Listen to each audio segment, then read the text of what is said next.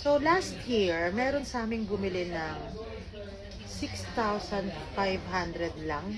Tama? Na Ramadan visa. package. Ramadan package. Tapos, recently, invite namin sila sa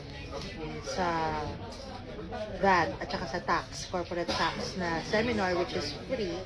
Tapos, alam mo ba, ang problema nila dati, pambili ng visa.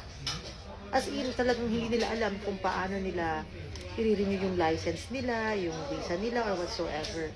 Ngayon, ang problema nila, hindi nila alam kung saan nila ilalagay yung pera nila.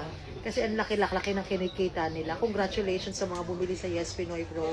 You really changed to be a better businessman now. And I am really proud of you. Keep it up. Kasi ngayon, alam na natin na kayo ay mga businessman na, kayo ay mga iiba na, hindi na kayo mga empleyado. Congratulations dun sa isang customer ko na kumikita na ng milyon-milyon. Hindi lang pala isa, marami sila, no? Sa po, more than. Hindi, marami sila.